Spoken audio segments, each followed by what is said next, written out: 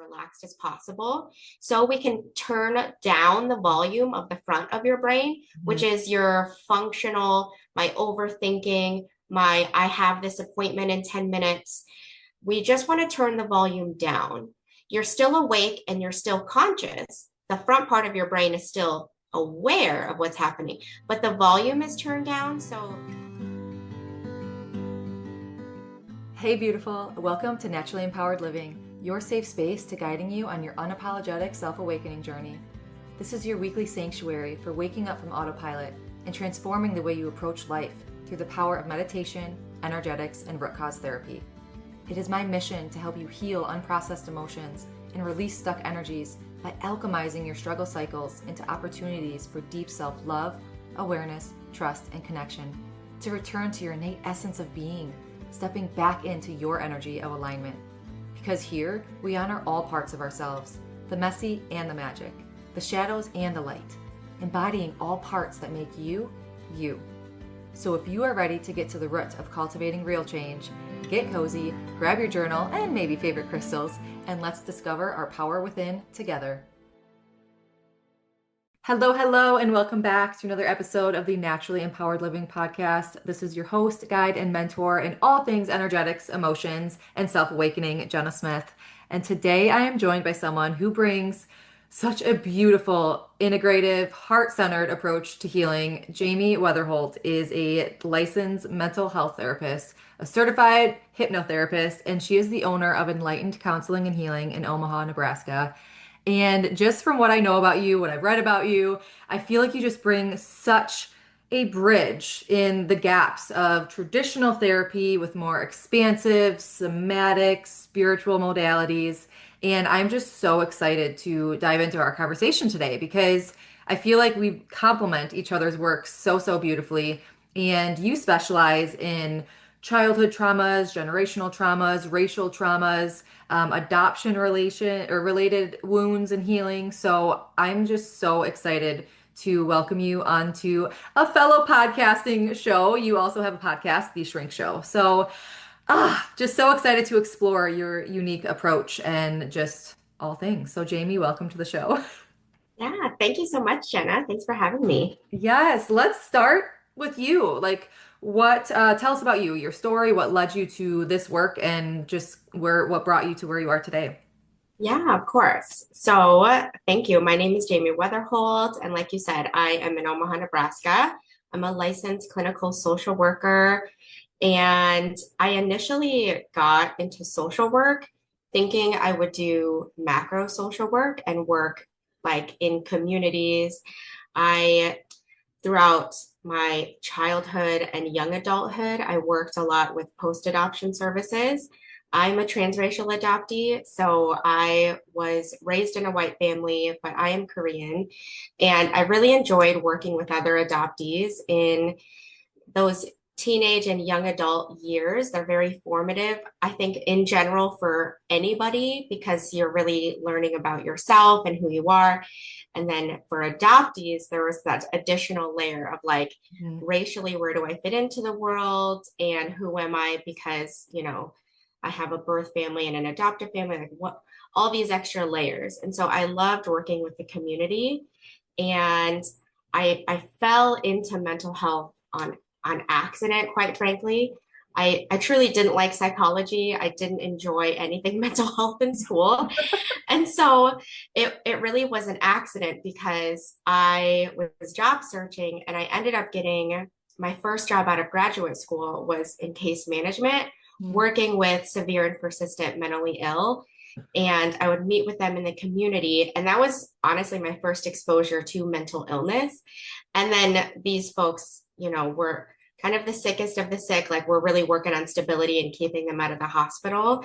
And I loved them. They were so amazing. And I learned so much so quickly just by doing case management. And so from there, I just was like, well, I still volunteered a lot in the adoption community. So it was like, I was able to still stay in what I appreciated, and my profession was kind of expanding with this new knowledge. Yeah. So from case management, jumped into therapy, and And here I am doing private practice therapy and still loving working with mental health and mental wellness. That's incredible. So what, because I love, obviously you went to school, you have like the science background, of course, that you mentioned psychology and like all the clinical. Yeah. What brought you into hypnosis and past life regression and dream interpretation and kind of that twofold piece of your work? Oh, yeah, absolutely. Well, what's fascinating is so dream interpretation, I've always enjoyed it since I was a child. Mhm. And I always I don't know how. I just started keeping a dream journal Mhm. until I grew up and realized, oh, like that's recommended. People say to do that. But I always did because I thought my dreams were intriguing and I always wanted to understand why they were happening. Mhm. So that kind of morphed into just curiosity and then wanting to learn more about it. And then, working in the mental health field and learning about sleep and the purpose of sleep, and then learning about the purpose of dreaming. And I got trained in EMDR. I was trained in brain spotting before hypnotherapy. And both of those modalities really talk about that bilateral stimulation, you Mhm. know, and that is happening in our REM sleep when we're dreaming. And so their idea and it's thought that our dreams are our brain's way of processing the day's events, emotions, and experiences. Mhm. And so it really complemented just my own curiosity and plain interest in dreams to really understand, oh wow, there's a scientific world of people who are believing these theories about dreams, but then I'm also looking at like the emotional side and what lessons are my dreams teaching me. And so it kind of just turned into a natural integration Mhm. on accident, right? And I think outside of my professional work in general, I had my maybe journey, if you will, of what spirituality or beliefs I believe in. And I was raised in a Christian and Catholic household, but I remember as a child learning about what reincarnation was. And when I was told the definition, I was like, oh yeah, that makes sense. Mhm. And so that was maybe like a small flame in it. And then as I grow up, I start learning about just other belief systems. School also taught me a lot about that because I went out of my way to take for electives like a lot of religion classes because I was really just curious about Yeah. why people believe what they believe in. Current events made me curious because obviously we're talking about a variety of different types and places of beliefs that Mhm. weren't from where I'm from. So I later just kind of stumbled into my friend telling me, because in general, I'm late to everything. And so my friends always joke. And so I always say, well, my timeline, my time zone, I'm correct. Like your time zone, like Love it. you're Yeah. ahead of time because like Eastern Standard or Central. And I'm like, no, like according to my time zone, I'm on time. So it's fine. So I would always joke about like, it's no big deal. And so I would joke about how timeless doesn't exist because I'm always late. But I also would just talk about, oh, in another lifetime, like I would always say it as a joke. So finally, my friend was like, have you heard of this thing called past life regression? And I'm like, no, but I'm intrigued. So Yeah. she tells me about it. And so I did a reading with somebody, like I gave it a Google, saw someone locally who did it just because I was like, I'm invested.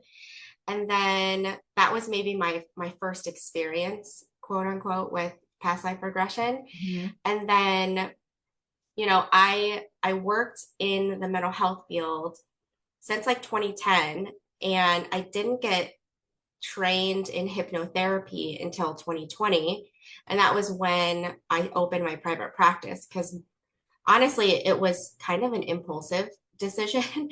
And I really don't do a lot of impulsive decisions. I'm very like, I'm very, I like spreadsheets and like, and thinking things through. I'm a Yeah. definite like Taurus energy. And so my husband though was like, you should get trained in hypnosis because that he doesn't speak mental health language Mhm. or any sort of the trainings that I'd previously done, like EMDR or brain spotting. And he's like, if you get trained in hypnosis, then you could help me with like procrastination, or stress. Yeah. And so I researched some providers. There were some providers in town who did hypnosis, and one of which did some trainings. And so I was intrigued, same thing. And so I signed up kind of on a whim. And a lot of times those things on a whim are always exactly what should have happened, kind of Yeah. like taking that case management job, Yeah. doing mental health work. And I did the training and it was fascinating because a lot of the lingo and a lot of the principles were very similar to EMDR and very similar to brain spotting and Mhm. very similar to what you're doing in talk therapy. It Yeah. is simply changing the words and just adjusting things a little bit. I always describe each modality, it's like you're taking a different road to the same destination. Yes. You know, we're talking to the same part of the brain to heal, let's say, trauma.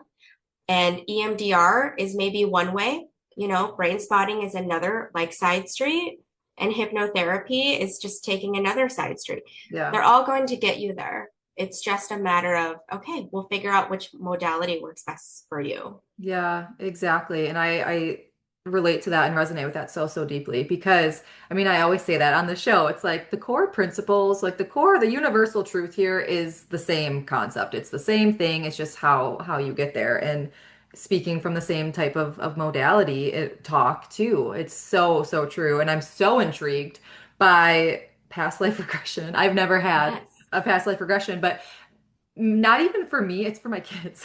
And I have to bring Yeah. not to put you on the spot, but I just have a question. Yes. Um, okay, first, do you do past life regression on kids or no? I, so I don't necessarily advertise for it. I've done it just for like family and Sure. friends, kids. Yeah. And so when I've done it, they were like 12 to teenager, Okay, you sure. know? Yeah. Yeah, Yeah, well, my kids are little. little. Who I'm thinking about, she's 3. Like my youngest Yeah, would be Jace is 6, but more so with my youngest because I swear, I was just talking to my dad about this morning. yeah. But she's always had this deathly fear of Baba Black Sheep.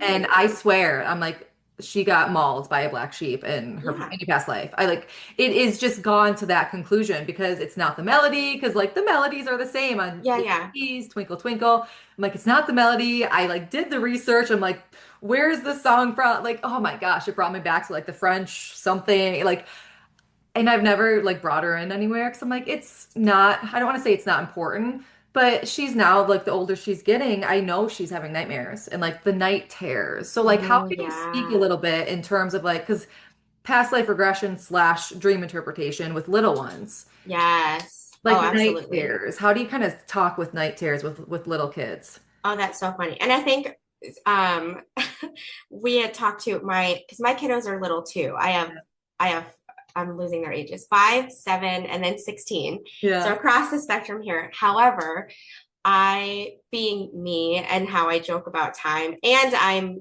you know, I'm blunt with my kids. Yeah. My friends and family laugh because I'll frequently, for example, my 5 year old, we went to the library and he's like, Mom, I need this book. And I was like, okay. So we check it out and we got it from the kids section, but I was like, this is kind of intense and graphic because it was the history of any type of warrior. So it had like ninjas, it had like the Romans, it had like going all the way back, like Spartans, all of these different types of warriors. And it would show pictures and it would show their weapons. It would have little side stories. So since he can't read, luckily, I would kind of pick and choose what I was reading because I was like, this is really intense, I Yeah. think. But he was loving it. Mhm. And then we would get to certain pages. So we got to knights, for example, and he was like, ooh, and he would point to that. And this is what I say. I'll be like, ooh, is that familiar to you? Have you seen this before? Poke, poke. Yeah. Yeah. And like, I think at this point, my kids know I ask it. So probably 90% is them joking around with me. But Yeah. sometimes they're like, yeah. I'm like, have you done this before? Like a kind of inside joke with my family is my stepson, my 16-year-old, and then my 5-year-old son and my husband have or were all Vikings in a past life. It's kind of a running joke because they, like my son has since a baby, since I've introduced food, would only eat like meat and berries. He will always play with the sword if given a choice. Yeah. And like he's obsessed with dragons. Like he does a lot of kind of different things where I'm like, what is happening? And Yeah. so same thing, we get to the page with Vikings and I'm like, does this ship look familiar to you? And so sometimes he'll go on a story and I'm like, did you ride the ship with your brother? Like I'll say that. And so I'm pretty blunt with my kids and say things like that. I don't necessarily sit them down and be like, because like Yeah, right. there's a past life and all that. I mean, as far as they know, they just think we're just talking with our imagination. Yeah. But I also don't want to shy away from that because I think their memory is more than capable of kind of remembering things like that, kind of like your daughter in that Baba Black Sheep song. Hmm. So that's what I do with my kiddos. If they tell me dreams, I'll interpret them in the sense of like I won't sit them down and explain it, but if I realize, oh yeah, the theme maybe was it feels like they can't speak up or they're feeling like they're frozen and they can't move forward about something that's bothering them, then I'll have to just kind of in a roundabout way ask what's going on in their life that Yeah. has to do with those themes. And that's more like just my knowledge and just what I Yeah. have. With my teenager, I can be more like straightforward because Yeah. he'll understand. And, you know, even my nieces and nephews in my family all know that I do this and they're also teenagers down to like middle school. And so they just know. They're like, oh yeah, they're intrigued and like half of them are like into it and the other half are like, I'm not quite sure, which Yeah. is fine.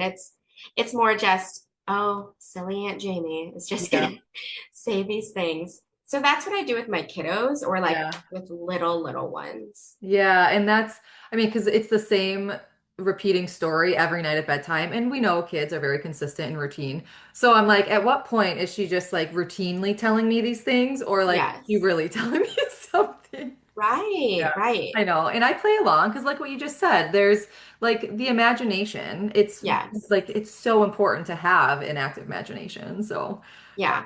I was just curious. So thanks for allowing me to put you on the spot there. Yes, of course.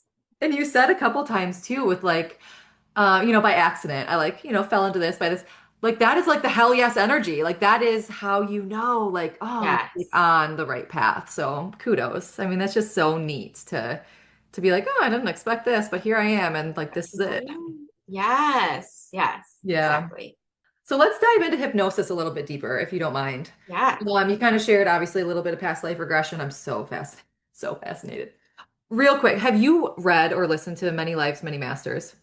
Yeah. Um, Yes. so talk about one of those like accidental things. I heard about this book so many times and I was like, okay, fine, I'll bite. And I finally Yeah. listened to it and my daughter was like a baby at this point in time. So I always think of that book with her. And it just like so aligned to that point in time of I needed to listen to that book then, and again, I'm not an expert or certified in any of this stuff, but from what I do know, it's just so It's fascinating. intriguing, It isn't is. it? It's so Yes. intriguing, and the curiosity definitely flows for sure. Yes. Oh my gosh. So with hypnosis, so just kind of give us a brief analysis. What is hypnotherapy? You kind of shared a little bit how you got into it, but like what Yeah. the context of healing, connecting to that subconscious or pieces of the brain, parts of the brain. Yeah, absolutely. So hypnosis is a focused state of attention. And it's using that focused state of attention where the hypnotherapist gives you suggestions Hmm. and you decide if you want to listen to those suggestions or not. So, for example, whenever I do podcasts, I'm like, your listeners listening to this podcast, they're already in a light state of hypnosis because their brain is deciding to intentionally pay attention to the words that they're listening to. Hmm. And then they're also deciding, yeah, I do like that, or, oh, I don't really like that.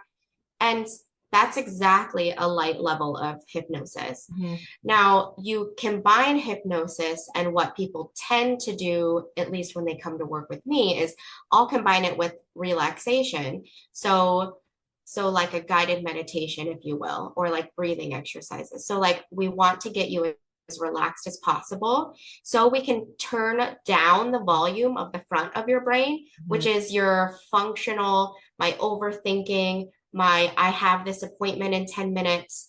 We just want to turn the volume down.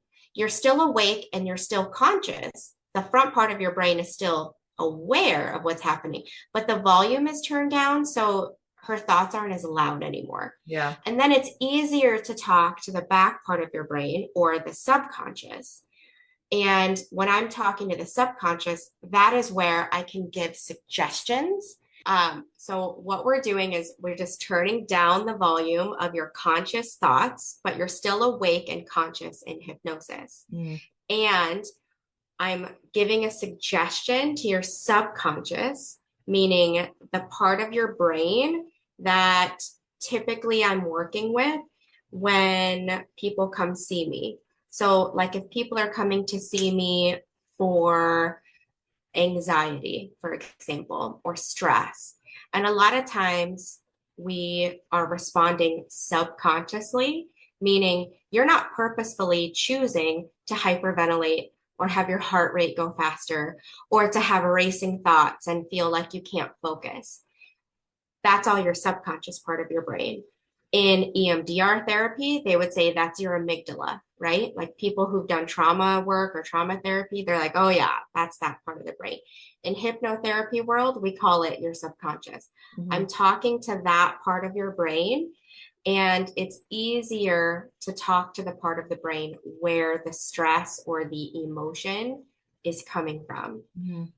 So a lot of times I think the key parts are you're awake and conscious, you are choosing to be hypnosed under hypnosis. So there's no way that I can force you to listen to what I say. There's Mhm. no way you can get stuck in hypnosis.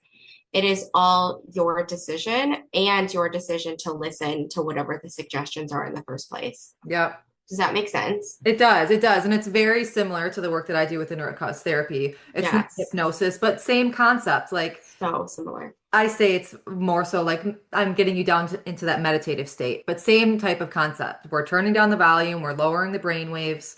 And then any advice that I'm giving, or not even advice, I don't want to say advice, any guidance or any sort of just like, sometimes someone's having trouble maybe or like imagining something like if I ask questions or whatever. So each session is obviously guided and or customized. That's the word I'm looking for. So Mhm. very much like take what resonates, leave what doesn't. You are connecting with your energy, with your highest self, with your, Mhm. highest level of consciousness to be able to know what's best for your highest good. Mhm. And yeah, and then we do the emotional release and the nervous system regulation, bringing safety back into the body. You know the whole shebang. So Yeah. tell me, like, let's share an example. So, because I've never had hypnosis. Oh, okay. Yeah. So working with someone, let's say working through like inner child trauma, Yes. how can they, I mean, if you want to walk through, like if you've had it or a client, or just a general example of like having the session and then going back to real life, how do they see shifts like tangibly? Is it like, for our listeners, let's say, I'm Yeah. curious Yeah. too to see how that overlaps also, like how that Yeah. transpires, integrates with into real life or Oh, present, let's absolutely. say. Absolutely. I think so many times people come to see me because they're in similar life path that I am. They're like, hey, I'm a parent and I've read all the books. I know all the quote unquote ways to guide and the correct ways to parent, but I keep yelling at my kid and I don't want to, you Yeah. know. Again, it's that subconscious, that back part of your brain. It's doing it without thinking, right? You're not using the front part of your brain. You're not going out of your way to do something that you don't want to do because you learned otherwise. So I'll give a personal example. So I recently did hypnosis on this with a friend of mine because they're trying to practice their hypnosis skills. And I was like, perfect, because I'm getting triggered by my kiddo and I would like to work on this. Hmm. I go, I notice I personally get so angry. And sometimes I will yell, or it's almost like I take it so personal that my kid isn't listening to me, Hmm. even though I consciously know that's insane. Like my kid isn't going out of their way to wreck my day. But why do I have this visceral reaction of Yeah. rage, or I'm yelling, or I'm snappy, or I just say things and then it kind of creates an argument between Yeah. me and my kid. So I'm like, fix it, help make that better, right? Yeah. So what we did for inner child healing was we focusing on the emotion. So like for me, it was like anger and irritability and probably rage, right? And when you have that emotion, if you just notice where you're experiencing that in your body, or how does it feel, you Hmm. know? And so for me, I'm like, okay, like in my diaphragm and kind of like up my esophagus, like it's just like warm and it's tight and it's angry, right? Like it's just bubbling up. And in hypnosis, what she suggests to me is, okay, so if you just focus on the feeling and we went back to earlier times in my present lifetime that I have experienced that emotion. Mm. And we aren't necessarily focusing on parenting, it's any moment. So like I had a variety of times that came up, you know, in adulthood, like, you know, getting mad at maybe my spouse because I didn't get something, a need met that I wanted, you know. um, as a teenager, when I was arguing with my mom and I felt like she wasn't listening to me and she didn't understand. So, in that particular memory, I just shut down. And so I was like, well, I remember just being mad at my mom and I wish she would have just asked me this question, but she wasn't. So then I just shut down and I was mad, and that was the memory. Or then I go back to an even younger childhood memory of something so benign. And this one, it was like I'd asked my dad to do something and he repeatedly would do the opposite because he thought it was funny. And I was like, oh, that's so annoying. And I don't understand why you keep repeatedly doing this thing that I like moving my laundry basket over. And I'm like, could you just like stop? It's Hmm. such a minor thing, but I'm like, oh boy, I was irritated and like 10. And then it goes back and back to these younger memories of me when I was little.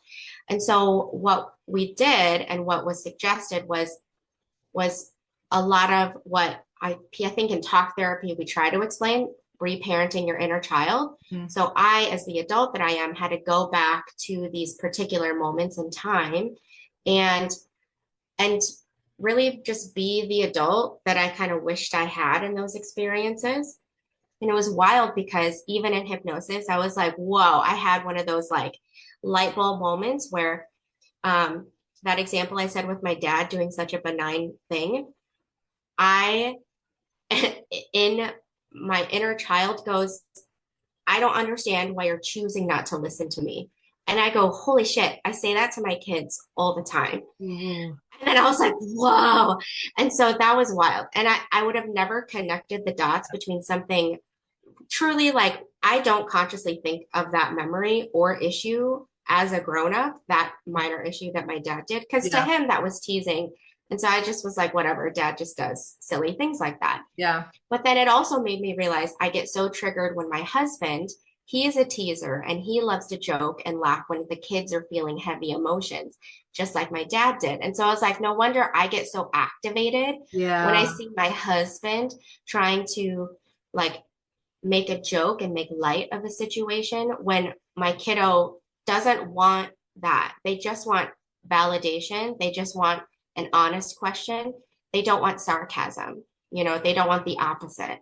Yeah. And so that was one of those moments. And then, you know, in the teenager moment, all it really was just making that connection to my teenager self and just reminding her like it's okay to speak up and it's okay that you were feeling this way. And let's understand why mom thought this was the best option. Even though she was making a mistake, it doesn't mean it was a malicious intent, you Right. know?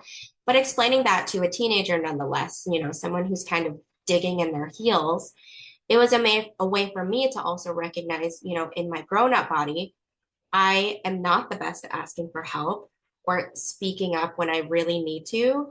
And so from the lessons that I took in these variety of spots that we stopped at, it was a way for me to realize, oh wow, no wonder I get so activated at my kids ignoring me and why I take it personally because it's more my inner child parts, all of these stops, they are feeling ignored and I need them to understand your 5 year old isn't trying to go out of their way to like annoy you, Yeah. and make a joke like dad did, or maybe say the wrong thing like mom did.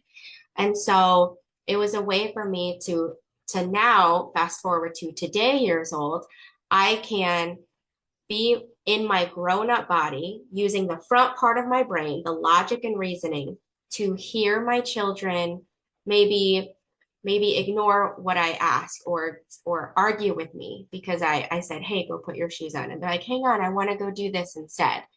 And rather than that rage that I felt earlier, that visceral reaction and that physical sensation, I can use my logical brain to say, I let's understand where they're coming from and how I am asking them to stop what they're doing. I'm asking them to stop playing the game that they're playing. I can for 4 seconds understand why they're saying no Yeah. and try to get on their level and in their mindset to reframe the favor that I'm basically asking of them. Right. Right. And so I think inner child healing is just so powerful with hypnosis because I can guarantee you there's no way my conscious brain would have known all of the variety of stops that I took because logically they didn't match what was going on. Mhm. Not all of the stops that I stopped at was there a literal power struggle or me asking something of somebody. Like some of them it was, but some of them it wasn't, Yeah. you know?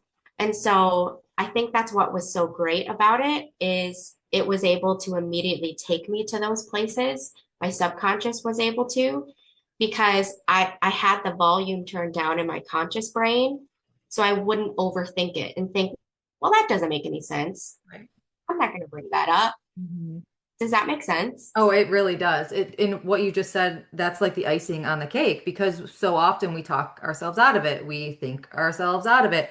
And it's like we can't over overthinking is underfeeling. That's what I'm trying to say. Yes. Overthinking is underfeeling. And so often I feel like we kind of miss that boat of mind-body connection Yes. and bringing it back to the somatic, like what is stuck in the body, what is possibly unprocessed within the body. Again, I have different terminology, I guess you could say, than what Right. you just said, but very similar in terms of the context of, hey, the reparenting piece of not saying your parents had ill intents.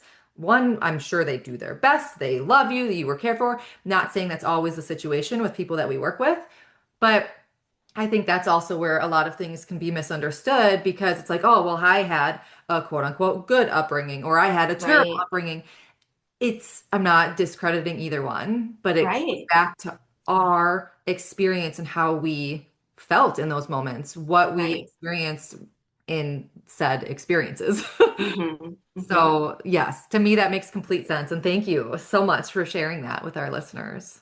Yeah, absolutely. So where can we find you? Where can we support you? And we kind of talked about the services you offer, but yeah, do you offer virtual and obviously in person in your practice? Yes, virtual and in person. If you want to do mental health therapy, I can only do it in the states of Nebraska and Illinois. Mhm. And I can do, if you're wanting hypnosis only or past life regression only, that can be virtual anywhere you're at. So you can find me on all the socials. I'm Enlightened Omaha, and my podcast is the Shrink Show podcast I love it. on all the socials as well Yeah. Awesome. Thank you so much. Just, yeah, I feel like we could talk and connect on for so many days. levels, so many layers. You said layers, and I'm like, that is my downfall so often. I'm like, there's so many layers to everything. Yeah, I know. Downfall in terms of like putting myself in my kid's shoes. Yes, Oh, Seriously. I know. But thank you so much. Oh, it was so lovely to have you on, Jamie. And yeah, everything that you talked about will be linked in the show notes. And to our listeners, thank you so much for being here. And Jamie, thank you for being here too. Yes, thank you so much. Until next week, as always, simply be you. You have everything inside of you to learn your energy of alignment and be unapologetic in who you are. We are sending our love and light. Did you find this episode free or empowering? Please read my review. Tickle, tickle, tickle, boop. Thank you for spending the sacred time with me on Naturally Empowered Living. If this episode brought you closer to stepping into your energy of alignment, I'd love for you to leave a written review and share how this show has supported your journey. Your feedback truly lights me up and helps others find the space of transformation.